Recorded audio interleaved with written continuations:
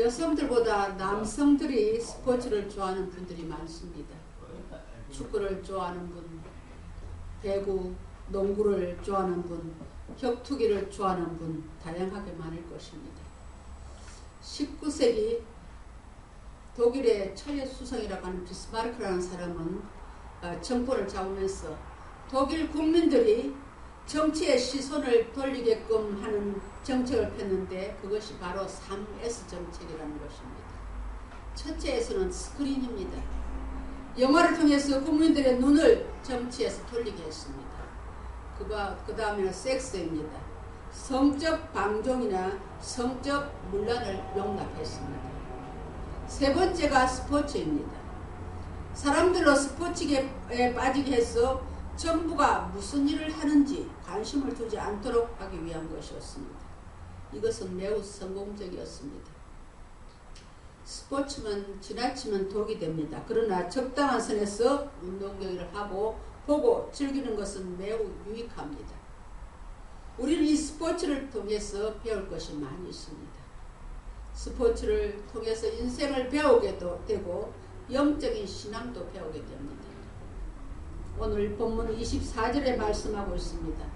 운동장에서 달리는 다름질하는 자들이 다 달릴지라도 오직 상을 받는 사람은 한 사람인 줄을 너희가 알지 못하느냐. 너희도 상을 받도록 이와 같이 다름질하라고 했습니다. 오늘 말씀은 우리의 삶이 운동장에서 달리는 경주자와 같다는 것입니다. 왜 경주자의 삶입니까? 우리의 신앙생활은 경주하는 것, 특히 마라톤 경주와 같습니다. 마라톤은 여러분 혼자 사는 것이 아니죠. 단거리 600m, 1000m 이런 단거리가 아니라 많은 사람들이 달리는 것입니다. 올림픽은 여러 나라 대표 선수들이 달리지만은 나라 안에서는 지역에서 뽑힌 자들이 또한 동호회에서는 뽑힌 자들이 이렇게 무리지어 달리는 것이 마라톤입니다. 달리는 중에 어느 선수가 처음에 이끌고 뛰는가 하면 막판에 스포트를 올리는 선수가 있습니다. 그때 관중들은 화로합니다. 신앙생활도 혼자 하는 것이 아니고 여러 사람이 모여서 함께합니다. 또한 신앙의 경주는 법대로 해야 한다는 점에서 마라톤 경주와 같습니다. 뭐로 가도 서울로 가면 된다 하는 말이 있습니다. 그것은 정해진 법과 규칙대로 안 해도 된다는 것입니다. 그러나 신앙의 경주와 마라톤 경주는 법과 규칙대로 뛰어야 합니다. 우리는 어떤 법을 지켜야 합니까? 구약의 율법이 아니고 율법을 완성시킨 예수 그리스도의 사랑의 법을 지키며 살아야 합니다. 만일 이 사랑의 법을 지키지 않고 제멋대로 신앙생활을 하면 훗날 주님께서 우리가 일생 동안 신앙생활을 했다 할지라도 주님 법대로 신앙생활 안 하면 내가 너희를 도무지 알지 못하느냐. 불법을 행하는 자들아 내게서 떠나가라고 하실 것입니다. 또한 신앙의 경주는 목적지가 있다는 점에서 마라톤 경주와 같습니다. 마라톤은 풀코스가요 49.195km라고 합니다. 마라톤 경기는 오직 목적지만 바라보고 뛰는 경기입니다. 목적지를 모르고 제멋대로 뛰면 아무리 잘 뛰어도 인정을 받을 수가 없습니다. 그래서 사도 바울은 빌립보 3장 14절에서 표대를 행하여 그리스도 예수 안에서 하나님 위에서 부르신 부름의 상을 위하여 달려가더라 했습니다. 성도는 하나님이 지정해 주신 신앙의 목적지를 바로 알고 뛰어야 합니다. 목적지가 우리의 목적지가 어디입니까? 천국 영생입니다. 그 영생을 목적지로 정하지 않고 신앙생활을 한다면 하나님께 인정받을 수 없는 것입니다. 마지막으로 신앙의 경주는 완주해야 한다는 것에서 마라톤 경주와 같습니다. 마라톤 경기는 목적지까지 완주하는 것이 중요합니다. 그래서 우리는 꼴찌로 들어온 사람에게도 박수를 보냅니다. 처음에 아무리 잘 뛰어도 중도에 포기하면 아무런 의미가 없습니다. 신앙의 경주도 저 영생 천국까지 완주하는 것이 중요합니다. 우리 주위에 처음에는 잘 믿다가 중도에 신앙을 포기하는 사람들을 많이 봅니다. 너무나 안타까운 모습입니다. 우리가 일생을 신앙생활 할 때 때때로 지치고 좀 이렇게 쓰러질 때도 있습니다. 그러나 어찌하든지 영생이라는 목적지까지 완주하는 성도님들이 되시기를 주의 이름으로 축원합니다. 그러면 어떻게 신앙생활을 하면 완주할 수 있을까요? 첫째는 절제해야 합니다. 승리자가 되기 위해서, 최고가 되기 위해서는 절제해야 됩니다. 우리 25절을 같이 한번 읽어보시겠습니다. 25절 시작. 이기기를 다투는 자마다 모든 일에 절제하나니 그들은 썩을 승리자의 관을 얻고자 하되 우리는 썩지 아니할 것을 얻고자 하노라. 썩을, 세상의 썩을, 멸류관을 얻기 위해서도 그렇게 절제하는데 하물며 영원하신 멸류관을 얻기 위해서 우리가 얼마나 절제해야 되겠냐 하는 말입니다. 절제란 스스로 자제한다는 의미입니다. 타인에 의해 제재를 받는 절제가 아니라 내 스스로 끊고 맺는 것을 말하고 있습니다. 어떤 절제를 해야 될까요? 먼저 육체의 욕구를 절제해야 됩니다. 선수들이 육신의 욕심대로 하게 되면 승리할 수가 없습니다. 언젠가 몇 년 전에 있었죠. 우리 축구 대표팀이 선수들이 경기하는 기간에 밤에 몰래 나가 술을 먹다가 들통이 난 적이 있습니다. 그로 인해 선수 몇 명이 징계를 당하게 되었습니다. 그때의 결과는 완패였습니다. 절제하지 못한 결과였습니다. 승리를 위해서는 육신의 정욕으로부터 절제해야 합니다. 우리가 영적인 승리의 삶을 위해서는 육신의 정욕과 안목의 정욕과 이생의 차락이라는 육체로부터의 절제를 해야 됩니다. 신학자 윌리엄 바클레이라는 사람은 이 절제를 욕망을 이기는 승리라고 이름을 붙였습니다. 먹는 것, 마시는 것, 자고 쉬는 것, 그리고 쾌락을 누리고자 하는 모든 욕망으로부터의 절제를 말합니다. 여러분, 하고 싶다고 내가 다 할 수가 있는 것이 아닙니다. 가지고 싶다고 다 가질 수가 있는 것이 아닙니다. 자신이 하고 싶은 대로, 자기 자신이 가지고 싶은 대로 하면 그 생활이 피폐해 줄 수밖에 없는 것입니다. 때문에 우리의 육체의 정욕을 절제해야 합니다. 여기서 우리는 예수님을 배워야 할 것입니다. 예수님께서 말씀을 전하고 가르치시니까 기적을 행할 때 그 인기가 하늘을 치솟았습니다. 많은 사람들이 연일 예수님의 말씀을 듣고자 몰려왔습니다. 각색 병자들이 주님을 찾았습니다. 그러나 주님께서는 멈춰야 할 시간에 사역을 멈추시고 한적한 곳을 찾으셔서 그곳에서 쉬시고 또한 기도하셨습니다. 왜 그러셨습니까? 보다 큰 일을 위해서, 또 보다 더 많은 사람들에게 사랑을 주시기 위해서 보다 더 멀리 내다보시고 사역을 하시는 것입니다. 그리고 주님은 철저히 아버지로부터 능력을 힘입어서 하셔야 했기에 기도하면서 충전하셔야 했습니다. 이것이 주님의 자제력입니다. 우리는 이것을 배워야 합니다. 절제는 하나님의 성품이요 하나님의 선물입니다. 성령의 9가지 열매 맨 마지막의 열매가 절제입니다. 이것은 성령께서 우리에게 선물로 주셔야만 얻을 수 있습니다. 그래서 성령의 열매인 것입니다. 지난주 주일 찬양 예배부터 수요일 저녁까지 우리 조리 기독교 연합회가 전도 집회를 교회마다 하루씩 돌아가면서 집회를 가졌습니다. 강사님들이 어떻게 열과 성을 다해서 말씀을 전하는지 참 많은 은혜를 받았습니다. 수요일날 우리 교회에 집회가 있어서 제가 전 성도들에게 문자 메시지를 보냈습니다. 성도님들 오늘 집회 있으니까 다 나오셔서 은혜 받으십시오 이렇게 했는데 좀 이따 문자 왔어요. 부목사한테서. 목사님 제가 보냈습니다. 그러니까 부목사의 그 메시지는 목사님 제가 보냈는데 또 제가 보냈는데 목사님 또 왜 해가지고 성도들이 그걸 들볶으십니까 하는 게 들어있어요. 여러분 그게 프로와 아마추어의 차이예요. 프로는 성도들이 싫어하든지 좋아하든지 은혜의 자리를 앉게 하는 게 프로예요. 근데 아직 프로가 덜 됐어. 성도들이 그냥 뭐 하면 왜 성도님 그렇게 했죠. 주의를 못 지켜도 왜 바쁘시니까 그렇게 했죠.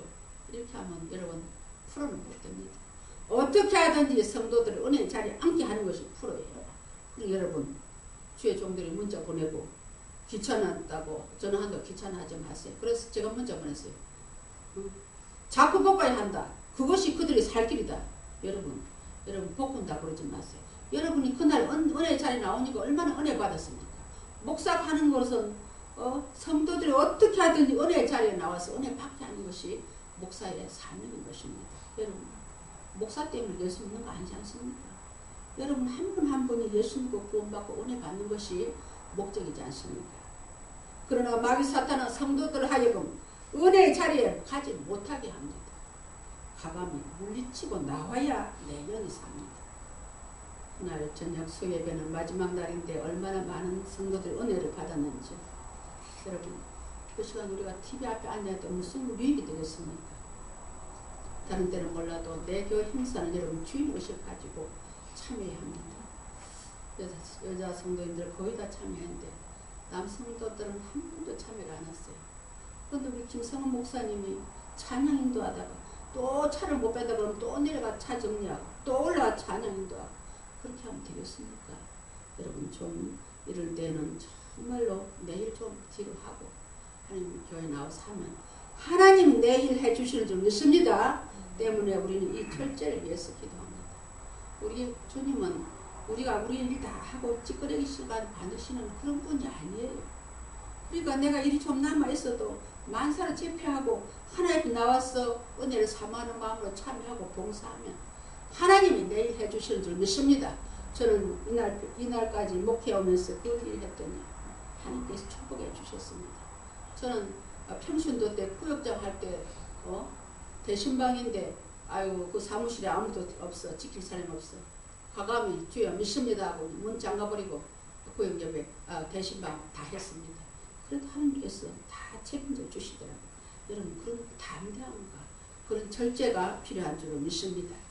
두 번째는 우리가 믿음 생활할 때는 정말로 분명한 목표가 분명해야 될 줄 압니다.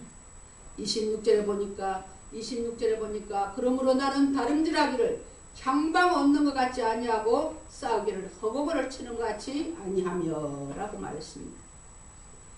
싸우기를 목표가 분명해야 된다는 것입니다.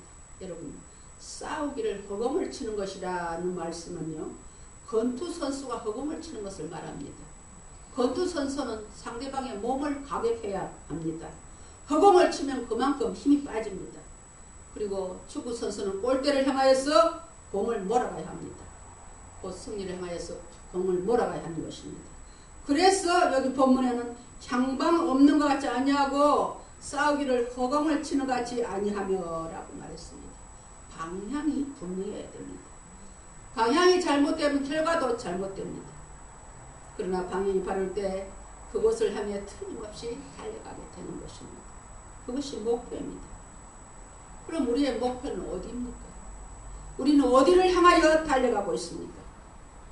성공입니까? 성취입니까? 보다 더 나은 삶입니까? 먼저 이 세상에서는 성공보다 우리는 승리의 삶을 살아야 할 줄 믿습니다.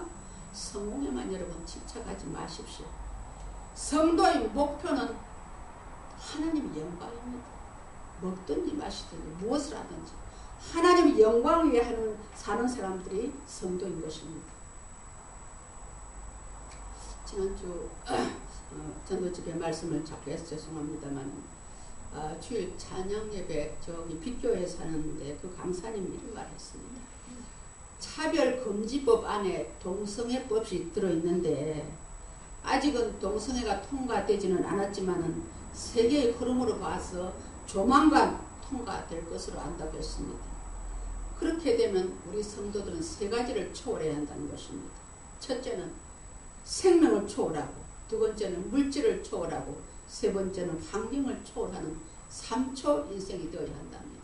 특별히 주의 종들은 목회할 때 생명을 내놓고 해야 돼요. 동성애자들이 목사님 우리 결혼할 테니까 주례해 주세요. 그럼 목사님들 나는 동성애한테는 결혼 주례 못합니다. 그러면 3천만 원, 미국 경우에는 3천만 원 벌금 아니면 영창으로 간답니다. 그러니까 생명 안 내놓고 어떻게 목회하겠습니까? 그런 모든 것을 생각할 때에 정말로 우리가 제대로 믿음의 순결에 각오해야 된다는 그런 말씀을 하셨습니다. 그때는 많은 사람들이 주님에게서부터 떨어져 나갈 때가 온다는 것입니다. 주님 말씀하신 알곡과 가라지를 구별할 때가 온다는 것입니다. 그래서 우리는 믿음 생활할 때에 고린도전서 10장 31절의 말씀처럼 그런즉 너희가 먹든지 마시든지 무엇을 하든지 하나님의 영광을 위하여 하라고 했습니다. 우리가 믿음 생활하는 목적은 하나님의 영광입니다. 먹는 것, 마시는 것, 직장 생활 모든 것이 하나님의 영광을 해야 된다는 목적의식을 분명히 하시기를 주의 이름으로 축원합니다. 아멘 좀 크게 하십시오. 우리 교회가 제일 못하는 것이 아멘입니다. 여러분 내가 언제 한번 서부중앙교회 가서 제 설교한 걸 갖다가 좀 한번 보여드렸으면 좋겠네. 그 3,400명 성도들이 설교하는데 그 아멘 소리가 그냥 지붕이 있다 뚫고 들어가는데 우리 교회 성도들은 왜 그리 아멘을 안 하시는지 모르겠습니다. 세 번째는 강한 훈련의 삶이 필요합니다. 27절 한번 같이 읽겠습니다. 시작. 내가 내 몸을 쳐 복종하게 하면 내가 남에게 전파한 후에 자신이 도리어 버림을 당할까 두려워하미로다 했습니다. 내가 내 몸을 쳐서 복종시킨다고 합니다. 이 말은 자기를 단련하는 것입니다. 곧 자기 훈련입니다. 운동선수가 자기 몸을 항상 단련해야 합니다. 운동선수는 강한 훈련이 필요합니다. 체력도 강해야 되고 정신력도 강해야 됩니다. 헝그리 정신이 아니라 프로 정신이라 해야 됩니다. 헝그리 정신은요, 배가 고파서 운동하면 배가 밥을 먹여준다니까 하는 그 정신입니다. 그런데 그런 헝그리 정신을 가진 사람은 오기로 뜁니다. 먹기 위해서요. 그러나 그것이 해결되면 시들고 맙니다. 우리가 영적으로 승리하는 삶을 살기 위해서는 운동선수처럼 경건하고 이러기를 매일 훈련해야 됩니다. 어려부터 꾸준히 기도와 말씀을 통해서 영적인 훈련을 해야 합니다. 여러분, 교회에는 두 부류의 사람이 있습니다. 성도와 교인입니다. 나는 성도입니까? 교인입니까? 자신의 정체성을 확인하시기 바랍니다. 교인은 주일마다 성전 마당을 밟고 가는 사람입니다. 성도는 예수 믿는 사람입니다. 정말 정신 차리고 예수 믿어야 합니다. 이 기회는 우리가 살아있을 때입니다. 기회가 영원히 있는 것은 아닙니다. 우리 김혜성 권사님 부군께서는 예수를 한 번도 교회 예배당도 가지 않으신 분이었어요. 그런데 암이 걸려서 병원에 퇴원하고 있는데 갑자기 밤에 꿈을 꿨습니다. 어떤 아주 거역할 수 없는 그런 음성이 요단강에서 내 죄를 씻고 오너라. 그 음성이 들리면 벌벌벌벌 떠면서 옛날에 교회 다닌 아내 생각이 나서 흔들어 깨웠어. 여러분, 여보. 어떤 음성이 들렸는데 요단강에서 내 죄를 씻고 오너라. 그래가지고 화장실 가니까 뭐 다 발을 이렇게 부득부득 씻고 있대. 왜 그러냐니까 어떤 분이 그렇게 말했다. 그래가지고 정말 망대 여동생이 목사님이라 저한테 왔어. 그냥 병상 세례받고 또 이렇게 예수 영접하시고 그러고 난 뒤에 보름 만에 하나님 소천하셨습니다. 여러분, 그래도 여러분 그분은 상급은 없을지라도 구원은 받았잖아요. 병상 세례라도 받았으니까. 우리가 예수 믿는 것은 우리의 생명이 붙어 있을 때입니다. 여러분 너무 그렇게 편안하게 생각하지 마십시오. 언제 어느 때 부를지라도 준비된 심령을 알아 살아가시기를 바랍니다. 세상 사람들은 살기 위해서 한 주일을 열심히 일하지만 믿음의 사람들은 주일 하루를 지키기 위해서 6일 동안 일한다는 분명한 목적의식이 있어야 됩니다. 그렇게 하기 위해서는 우리에게 강한 영적 훈련이 필요합니다. 주일이 되면 우리 영적인 상태가 절정에 이르러야 합니다. 가장 민감하게 하나님의 말씀을 듣고 한 주간 제대로 하지 못했던 것을 내어놓고 하나님께 회개하며 하나님의 은혜와 능력을 힘입어야 합니다. 우리 영혼이 최고조에 이르러 하나님을 찬양하고 경배하며 영광을 돌려야 합니다. 사도 바울은 이것을 위해서 자기를 쳐서 복종시키는 훈련을 한다고 말했습니다. 자기를 영적으로 민첩하게 하는 훈련을 늘 하고 있다는 것입니다. 공동번역에서 이 말씀 어떻게 이렇게 번역했냐 보면요. 내가 내 몸을 사정없이 단련하여 언제나 민첩하게 움직일 수 있게 합니다. 라고 했습니다. 그러면서 우리에게 권면합니다. 디모데전서 4장 7절 8절에 망령되고 허탄한 신화를 버리고 경건에 이르도록 내 자신을 연단하라. 육체의 연단은 약간의 유익이 있으나 경건은 범사 유익하니 금생과 내생의 약속이 있느니라 했습니다. 육체의 훈련도 우리가 인생을 살아갈 때 건강에 약간의 유익을 줍니다. 그러나 육체의 훈련은 이 세상에서 끝납니다. 중요한 것은 여러분 영적 훈련입니다. 즉 경건에 이르는 훈련입니다. 영적 훈련은 이 세상뿐 아니라 하나님의 나라 이르기까지 우리가 가지고 가는 것입니다. 또 금생과 내생의 약속이 있다고 했습니다. 어떤 약속입니까? 상급의 약속입니다. 그날에 가서 의의 면류관, 생명의 면류관, 시들지 않는 면류관, 썩지 않는 면류관을 주시겠다는 하나님의 약속입니다. 하나님 약속하신 것을 반드시 지키시는 분이십니다. 사랑하는 성도 여러분,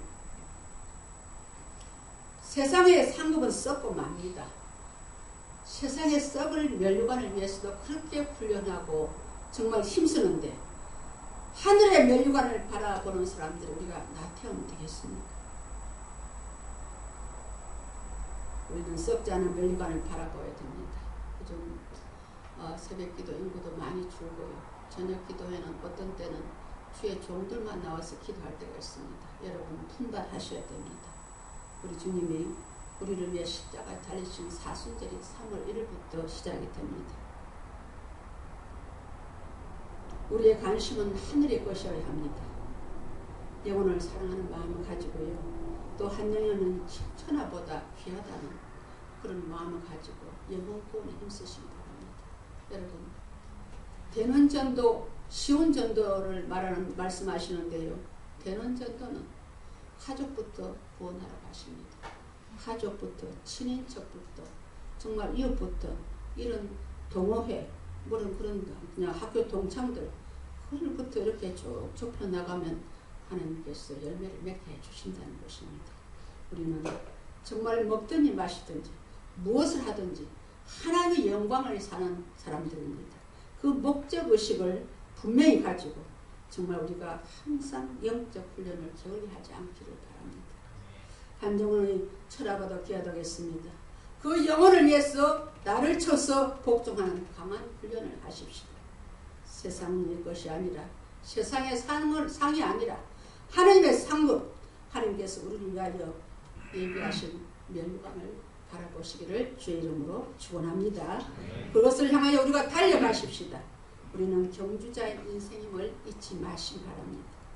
그 의식으로 그리스도 안에서 표대를 향하여 절제하며 자기를 훈련하며 달려갈 때 여러분께 귀한 상급이 준비되었을 줄 믿습니다.